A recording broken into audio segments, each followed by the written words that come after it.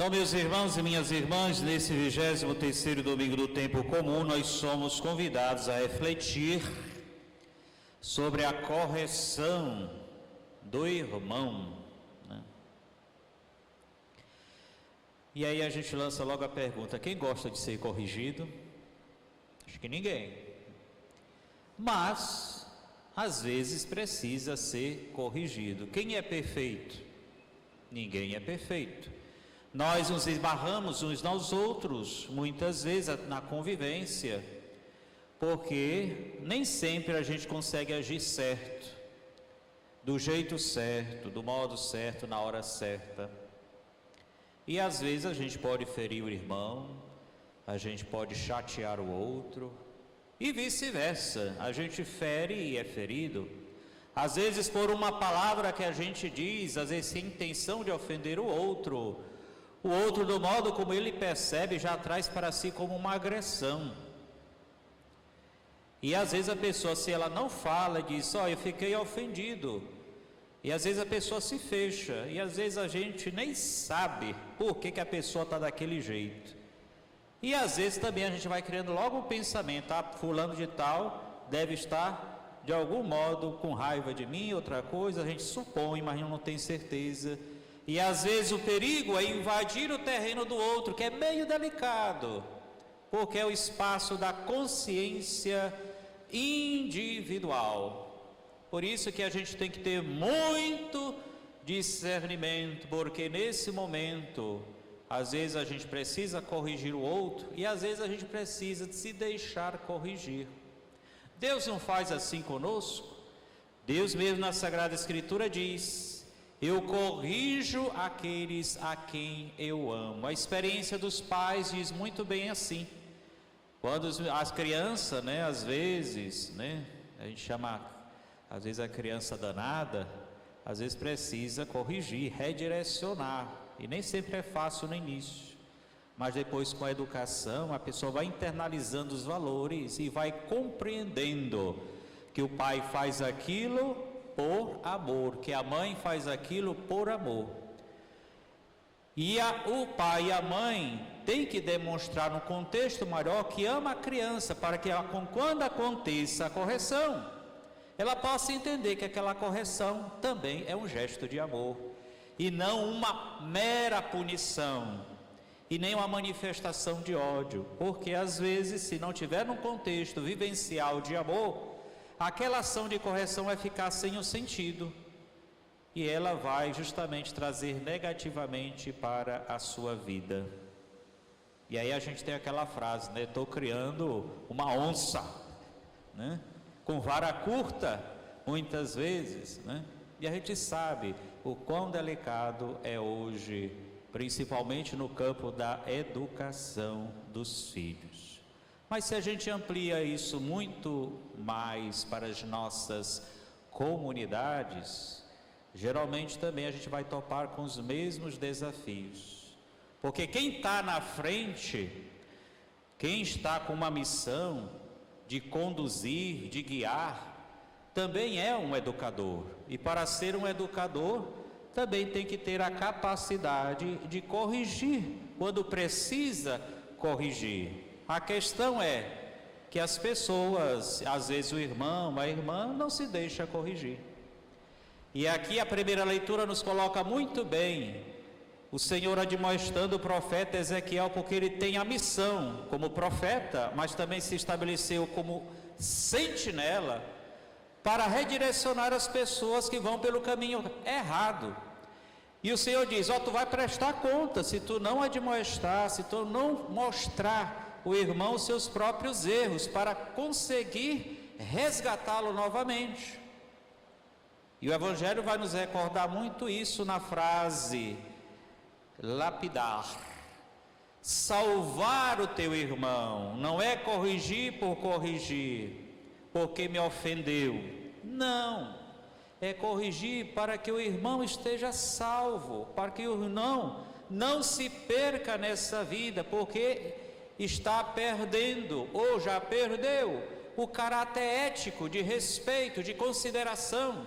Isso vale muito bem numa comunidade, Quando muitas vezes nós vivemos em meio de calúnias, difamações, e a gente agora vê muito isso, agora fácil pelas redes sociais, né?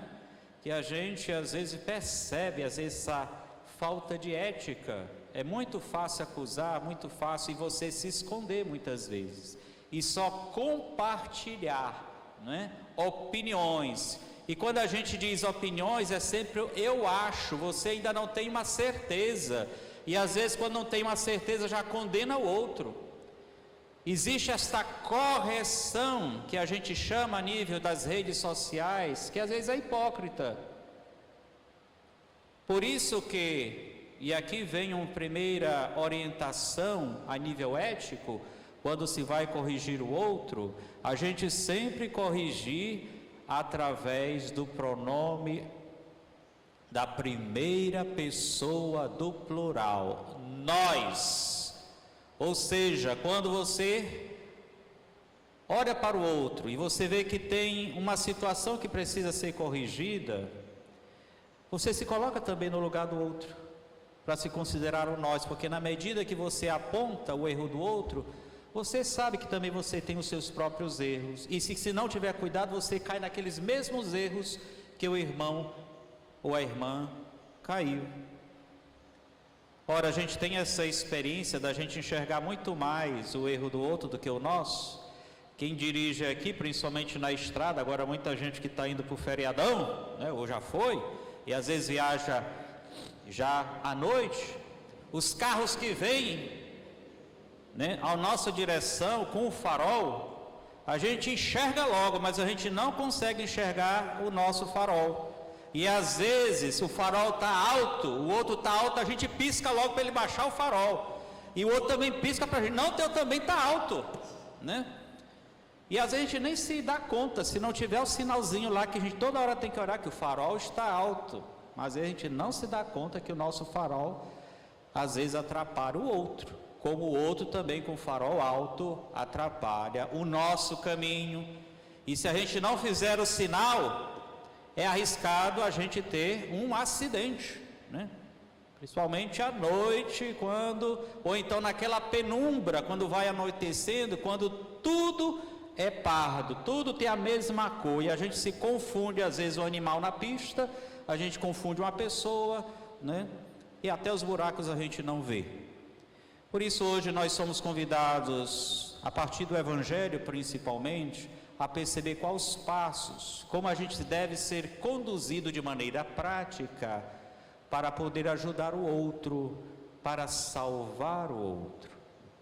Entenda muito bem, salvar o outro, não é salvar a minha reputação, não é salvar, né, a minha imagem, é salvar o outro.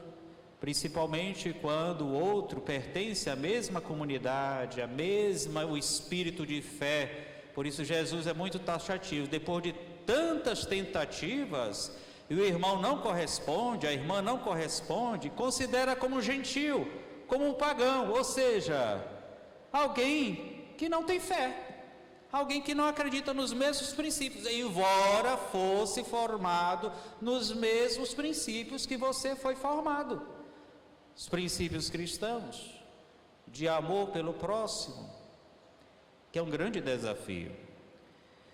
Nós reconhecemos, e aqui eu estou dizendo o pronome, né? Primeira pessoa do plural. Nós reconhecemos, eu também reconheço que eu vivo em comunidade, né? Eu vivo numa fraternidade, numa comunidade de vida. Vocês vivem na família de vocês, mas também vivem nesta comunidade maior. O quantas vezes a gente tem que pisar em ovos, né? Para não criar confusão na comunidade, né? Para não se esbarrar no outro, porque às vezes a gente, principalmente quem está guiando, às vezes precisa corrigir, mas às vezes o caminho mais fácil é dizer, eu não vou ligar mais não, deixa para lá, né? Se ele não se dá conta, mas aí Jesus aliás, salvar o irmão. Jesus vai dizer justamente, né, a obrigação que nós temos, como o profeta Ezequiel teve a obrigação, pelo menos, de admoestar. Eu costumo dizer assim: primeiro o apostolado da palavra, se não funcionar, nós não desistimos, nós passamos para outro nível, o apostolado da oração, que não quer dizer o grupo, o apostolado da oração, quer dizer, se com a palavra, com o seu gesto de encontro do irmão, ele não se abriu, ainda ficou, né, fechado em si mesmo, reze, para que Deus possa tocar o coração e reconduzir, até porque mudar o outro é uma graça de Deus. A gente sabe muito bem que nós mesmo, para nos mudar alguns defeitos, né, por mais que a gente tente, pelas nossas fraquezas, o quão difícil é, né? É preciso força de vontade, mas também muita oração aos pés do Senhor, dizer, Senhor, muda a minha vida, né? E a gente faz aquela oração, né? Senhor, transforma o teu mundo, começando por mim. E a gente pode parafrasear esta oração dizendo, Senhor, transforma os outros, começando por mim, começando por mim. Muito bem, que Deus abençoe a cada um de nós, e Deus nos dê a graça do discernimento, por isso a oração é importante, né? Quando dois estiverem reunidos com uma intenção, Deus escutará, e se é a intenção de reconduzir algum irmão da comunidade ou da família para Deus, para voltar, Deus escuta quando isto é colocado em oração insistente, né? Às vezes a gente desiste de rezar pelo outro e a gente quer logo corrigir o outro, sem rezar e pedir a Deus, principalmente o discernimento. Por quê?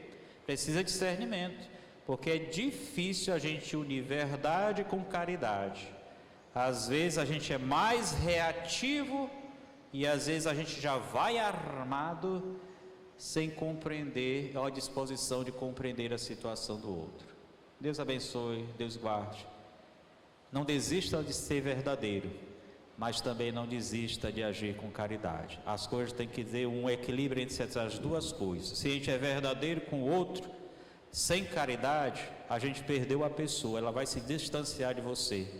E se a gente é caridoso demais, sem estar unido com a verdade, a gente fica passando o pano, como a gente diz, né? E às vezes a gente não ajuda o outro, a gente é só coberta a situação, é como se colocasse o sujo debaixo do tapete. Daqui a pouco ninguém aguenta mais, mas ninguém tem coragem de tirar debaixo do tapete, né? Porque às vezes, como diz Chesterton, parafraseando São Tomás de Aquino, se você é duro e dizer só a verdade, você vai perdendo os amigos, né? Por isso tem que ter o tempero da caridade, o equilíbrio, né? A arte do equilíbrio. Eu digo é arte mesmo, né? Mas também é discernimento que a gente consegue na oração.